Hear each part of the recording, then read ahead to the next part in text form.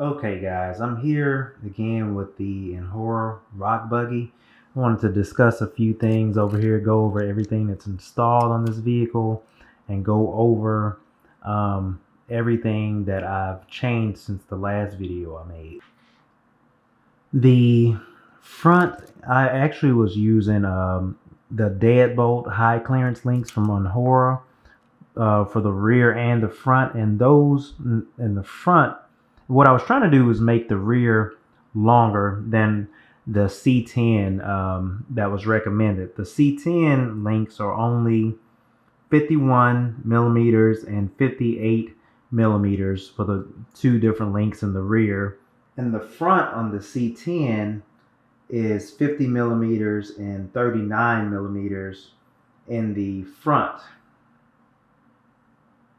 The deadbolt rears are 61.5 and 69 millimeters in the back, which gives you an extended rear end, which is very functional on the course for climbing and everything. And I just like the kind of lower look of that. It looks fantastic. But the front for the deadbolt was just too short in my opinion. So I end up using some Gladiator links in the front, which are 50 millimeters and 39 millimeters.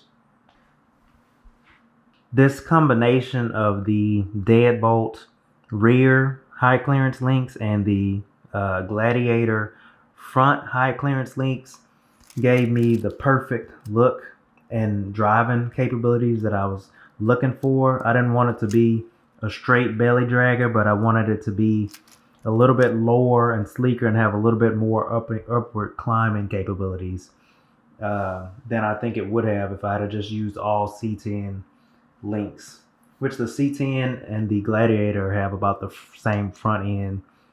It's just that the deadbolt is a little bit longer in the rear than the actual C10 links.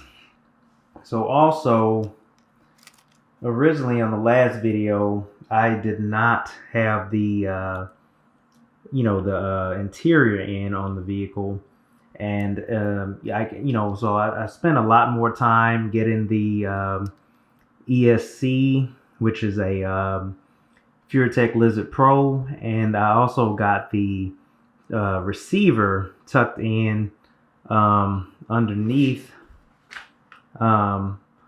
toward the driver's side door area, which was pretty. You basically had to hook up everything and make sure you don't have to go back and hook up anything else, else you're gonna have a little bit of a struggle getting to all that equipment. That's the only negative to this body. It's just kind of hard to get to certain things, but once it's together, it looks fantastic.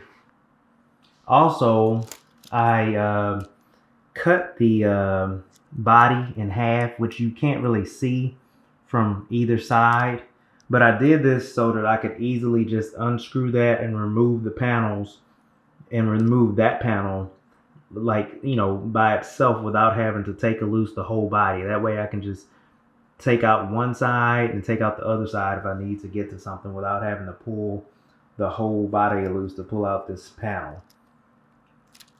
So to go over a few things here, basically I am using Mofo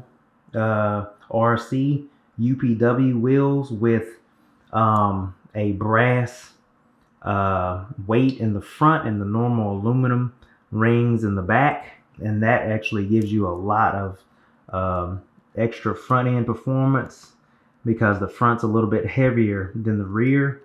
I'm using mostly Injora parts, the Injora skid plate, high clearance links, Injora suspension, and I'm using an Emaxx Servo and Injora steering links in the front. I'm using stock SCX24 axles and a 3mm extension Mofo UPW wheels. And I also removed the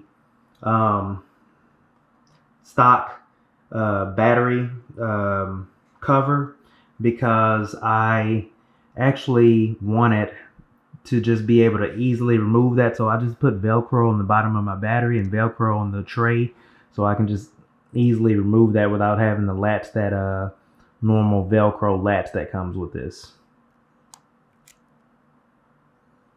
I think that's about everything. So I'm using the again, the Mofo UPW Wheels, all Injora links and suspension, Emaxx Servo, a Injora Pro motor brushed, as well as the Injora metal transmission. And I'm also using a Furitek Lizard Pro ESC and a Fly Sky receiver and transmitter. Now I'll give you guys a course run to see how everything performs with those changes.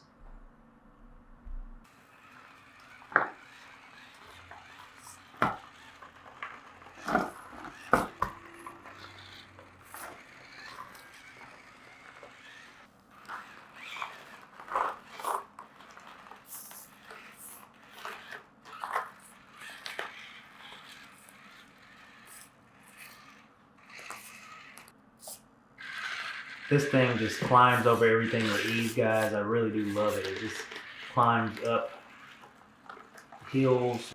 It just climbs hills like it's nothing with the Injora mud terrain tires.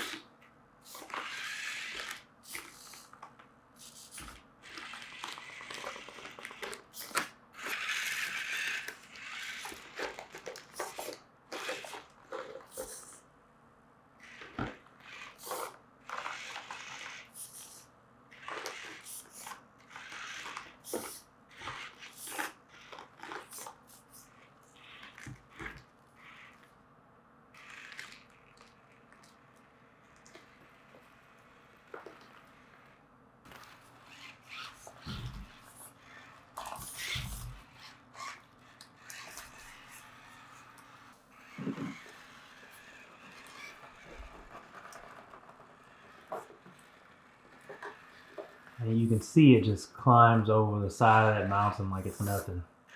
These tires with this setup are pretty amazing.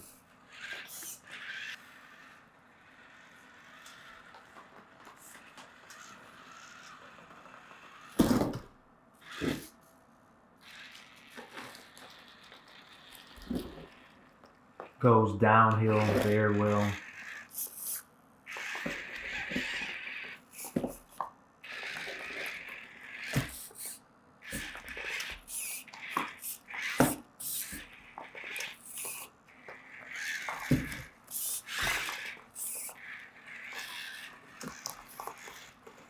And over these obstacles with ease.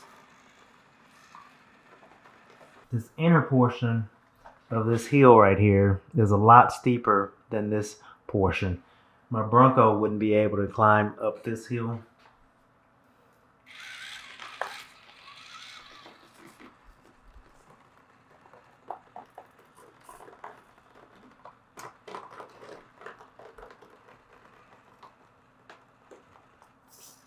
And this does it with ease.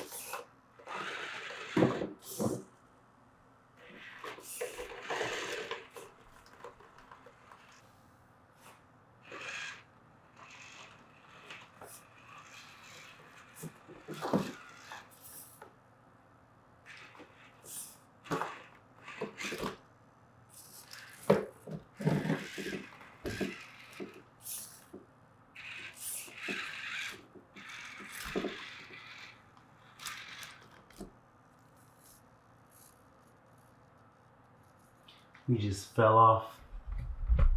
He just fell off the bridge here. Let's see if I can correct that.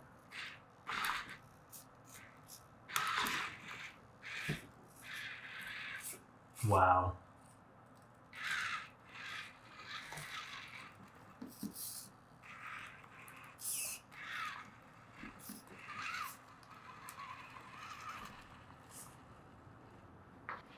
And finally, up to the finish line at the top of the bridge. This thing is really an animal, guys. I really love this build. Definitely check out the build video and just keep in mind the few changes that I made from the build video right here, and definitely like and subscribe to the channel.